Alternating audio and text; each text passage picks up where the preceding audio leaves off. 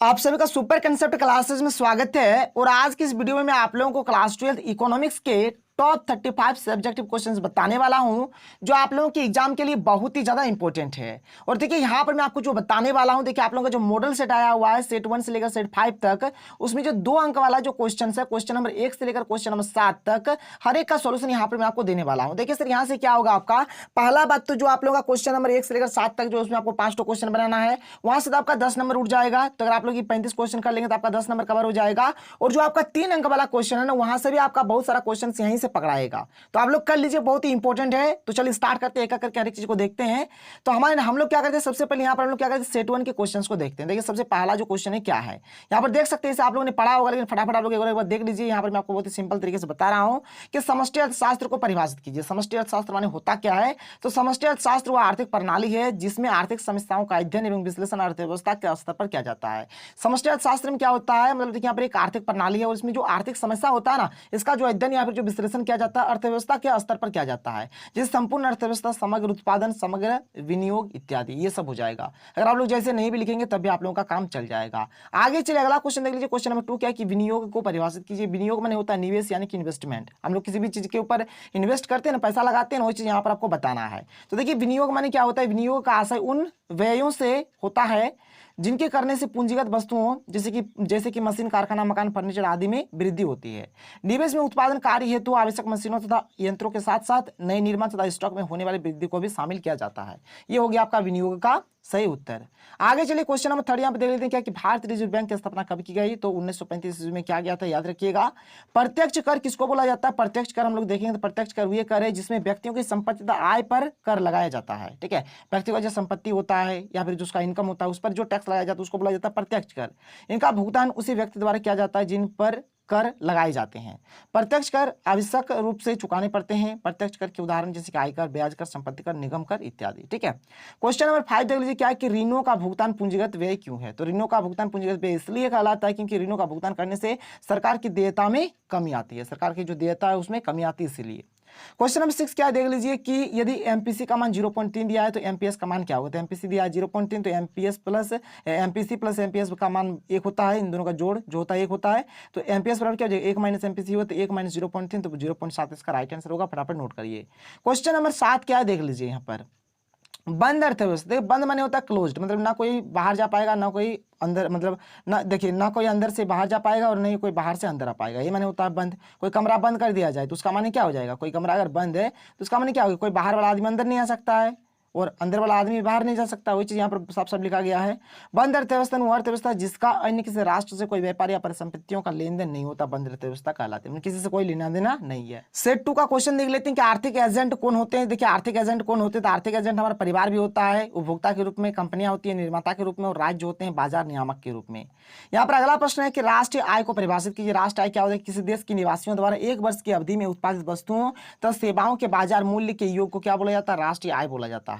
अगला जो प्रश्न है क्या है कि नगद निधि अनुपात यानी कि सीआरआर से आप क्या समझते हैं? क्या है कि व्यापारिक बैंकों को अपनी संपूर्ण पूंजी का एक निश्चित अंश केंद्रीय बैंक यानी कि रिजर्व बैंक ऑफ इंडिया को देना पड़ता है, जमा करना पड़ता है।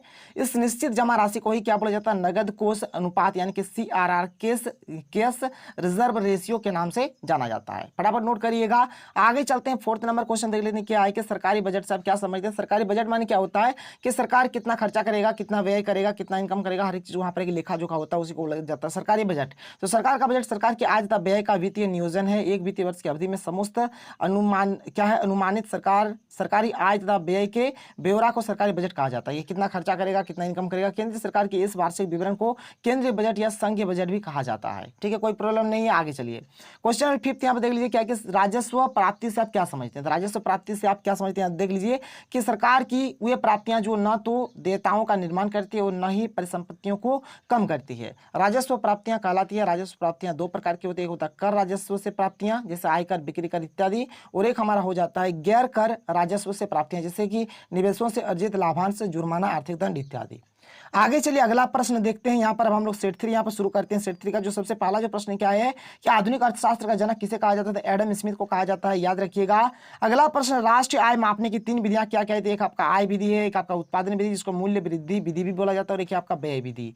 क्वेश्चन नंबर 3 यहाँ पर क्या दिया गया है, देख सकते हैं कि आय के चक्रीय प्रवाह में अंतक्षेपण या भ्रमण क्या है? तो आय के चक्रीय प्रवाह में अंतक्षेपण क्या है? उपभोग, निवेश और निर्यात होता है।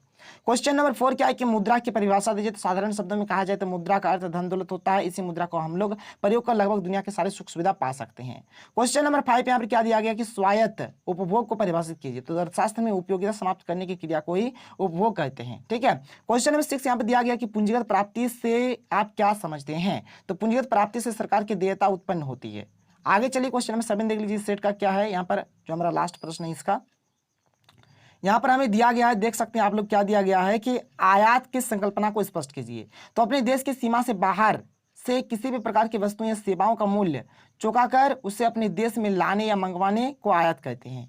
अधिक आयात देश के भुगतान संतुलित या प्रतिकूल प्रभाव डालता है। ये चीज हो गया, लिख लीजिएगा फटाफट। आगे चलिए, ज्यादा हम लोग यहाँ पर बहस नहीं करते हैं, केवल क्वेश्चन आंसर देख लेते हैं। सेट 4 देख लीजिए। सेट 4 में जो पहला प्रश्न क्या है कि पूंजीवादी अर्थव्यवस्था में आर्थिक निर्णय किसके द्वारा लिए जाते हैं? तो पूंजीवादी अर्थव्यवस्था में आर्थिक निर्णय पूंजीपतियों द्वारा या उद्योगपतियों द्वारा या फिर कीमत संयंत्र द्वारा लिया जाता है, ठीक है। मतलब इतना याद रखें कि पूंजीपतियों और उद्योगपतियों द्वारा लिया जाता है। दो चीज भी अगर आप लोग लिख देते हैं तो आपका काम बन जाएगा। अगला जो प्रश्न है क्या है कि विनियोग को परिभाषित करिए। अभी मैंने आपको विनियोग के बारे में बताया कि विनियोग आय का वह भाग है जो पूंजीगत वस्तुओं अर्थात जैसे अधिक आय कमाने वाली वस्तुओं के रूप में बचाकर रखा जाए, ठीक है, या फिर जैसे कि मशीन वगैरह उस सब में जो खर्च कर दिया जाए। अगला जो प्रश्न है क्वेश्चन नंबर 3 बहुत ही इंपॉर्टेंट है कि जीडीपी और जीएनपी में क्या अंतर है आपको बताना है। तो देखिए जीडीपी माने क्या होता है कि किसी देश की अर्थव्यवस्था में एक वर्ष में उत्पादित की गई वस्तुओं तथा सेवाओं का मूल्य क्या कहलाता है? जीडीपी कहलाता है, यानी ग्रॉस डोमेस्टिक प्रोडक्ट कहलाता है। और जीएनपी माने क्या होता है? इसमें जीडीपी भी रहेगा और विदेशों से प्राप्त शुद्ध साधन का जो आय होगा उसको भी जोड़ा जाता है, यानी कि आयात निर्यात वाला जो होगा उसको भी जोड़ा जाएगा। और जीएनपी का माने होता है ग्रॉस नेशनल प्रोडक्ट होता है। क्वेश्चन नंबर 4 यहाँ पर क्या दिया गया देख लीजिए कि साख सृजन किसके द्वारा किया जाता है? तो साख सृजन व्यावसायिक बैंक के द्वारा किया जाता है। जो व्यावसायिक बैंक होता है वही यहाँ पर ऋण का सृजन करता है। क्वेश्चन नंबर 4 हो गया। क्वेश्चन नंबर 5 यहाँ पे देखिए दिया गया कि एमपीसी का मान 1 है, तो एमपीसी का 1 लिख दिया। एमपीसी प्लस एमपीएस बराबर 1 होता है। एमपीएस बराबर 1 माइनस एमपीसी हो जाएगा। एमपीसी का मान 1 बिठा दीजिए तो आ जाएगा आपका 0 आंसर। फटाफट नोट कर लीजिए। क्वेश्चन नंबर 6 यहाँ पर क्या दिया गया आप लोग देख सकते हैं क्या है कि अप्रत्यक्ष कर को परिभाषित कीजिए। अप्रत्यक्ष कर माने क्या होता है? अप्रत्यक्ष कर एक ऐसा कर है जो सरकार तक अप्रत्यक्ष रूप से पहुंचती है, अर्थात सीधे रूप से नहीं पहुंचती है, ठीक है, जो सरकार तक सीधे रूप से नहीं पहुंचती है। क्वेश्चन नंबर 7 क्या है कि विदेशी निवेश से आप क्या समझते हैं? देखिए विदेशी निवेश क्या होता है, जैसे कि भूमि हो गया, भवन हो गया, मशीन हो गया, इस पर जो खर्चा करेंगे, इस पर जो हम लोग पैसा व्यय करेंगे, मुद्रा जो व्यय करेंगे, इसको निवेश कहते हैं। क्या कहते हैं? निवेश कहते हैं। और जब यही निवेश बहुराष्ट्रीय कंपनियां करती है तो उसको विदेशी निवेश बोला जाता है, ठीक है। यहाँ पर कहते लिखिएगा, ठीक है, करते की जगह पे क्या लिखिएगा? कहते, कहते लिख दीजिएगा।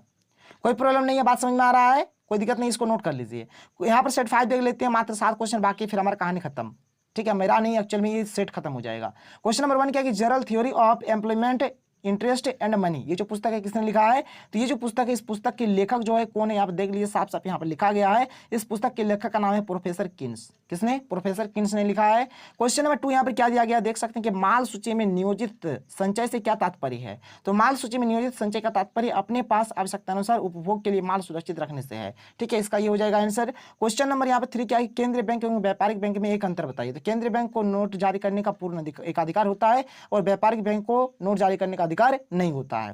क्वेश्चन नंबर 4 क्या दिया गया? कर की परिभाषा दीजिए। तो कर का माने क्या होता है? कर एक ऐसा भुगतान है जो आवश्यक रूप से सरकार को परिवारों, फर्मों या संस्थागत इकाइयों द्वारा दिया जाता है। इसके बदले में किसी सेवा प्राप्ति की आशा नहीं की जा सकती है। ये होता है टैक्स, ठीक है।